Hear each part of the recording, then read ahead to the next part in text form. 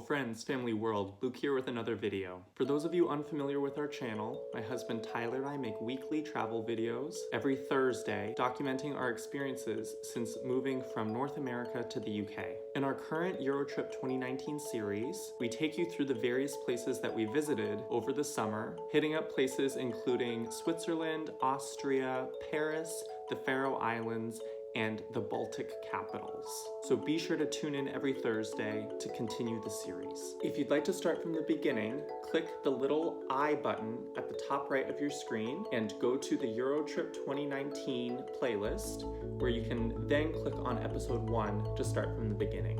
Also be sure to check out our blog for the photography that we took on these trips, as well as more detailed itineraries of what we did in the places that we visited. From where we last left off, we were in the Hallstatt region of Austria, and we're staying in the town of Obertraun. From Obertraun, we took the bus east to the Austrian state of Styria and headed to our first destination, which was the town of Admont. The bus ride was quite scenic, and we were finally blessed with some good weather. We also noticed a shift in that there were fewer tourists here and fewer people who spoke English, which we found made it more fun. And we felt like we were getting a better glimpse into a truer sense of Austrian culture. The main reason we came here was for the Admont Library, which didn't open until 10 o'clock in the morning. So what we ended up doing was killing some time walking around the cute town of Admont, as well as visiting the Admont Abbey, which is a pretty church right in the middle of town and it is worth visiting if you happen to be in the area.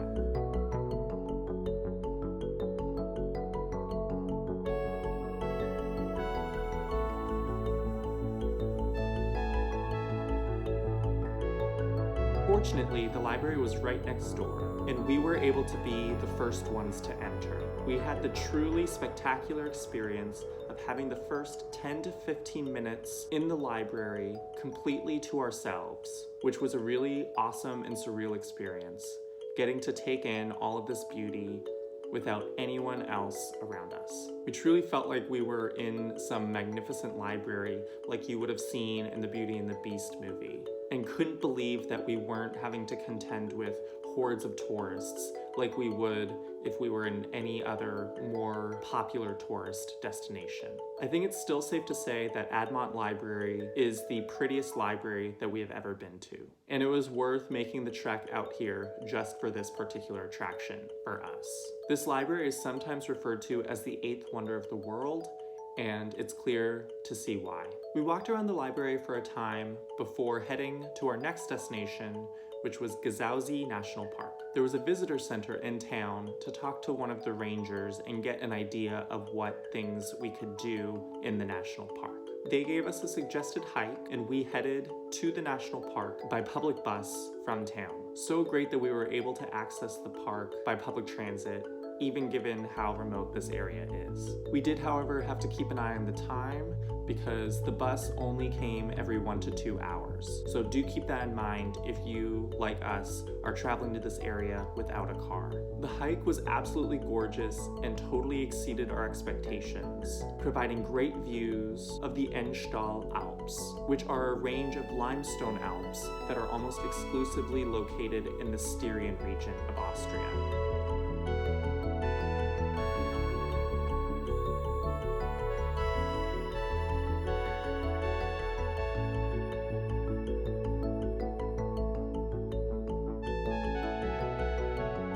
Eventually on this hike, you reach a cute little chalet where you can enjoy food and beverages while taking in your gorgeous surroundings. We opted for some delicious Austrian beer.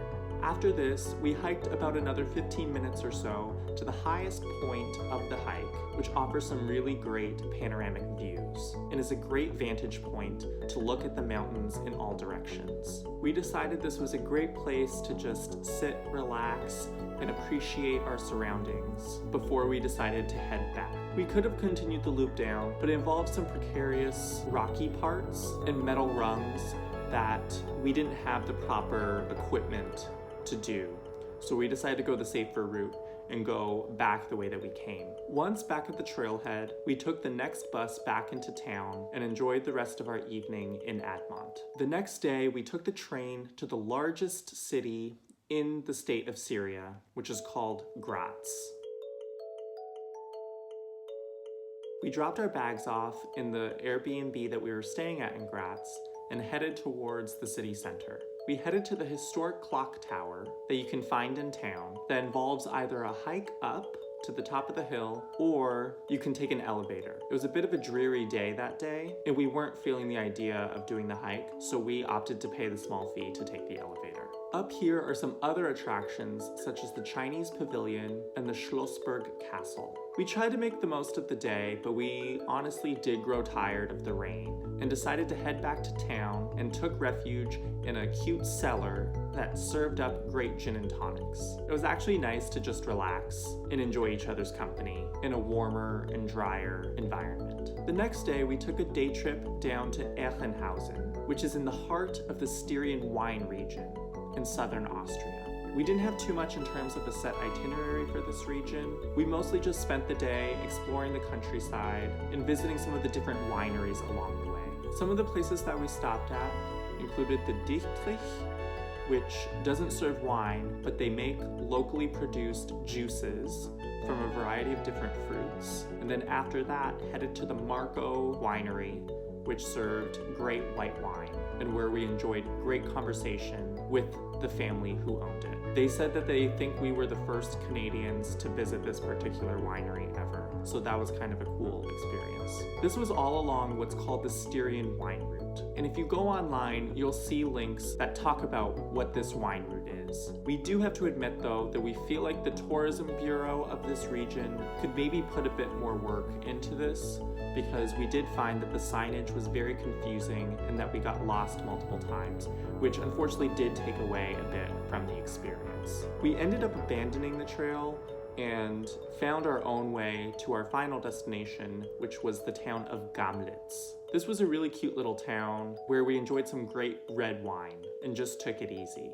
The next day we were set to go to Vienna, but we were blessed finally with some good weather in Graz. So we decided to head to Vienna a little bit later than we had initially intended and decided to take some time in the morning to explore Graz in sunnier and brighter conditions. Some great spots to explore include the Old Town, the iconic double staircase inside the Castle of Graz, and the Graz Cathedral.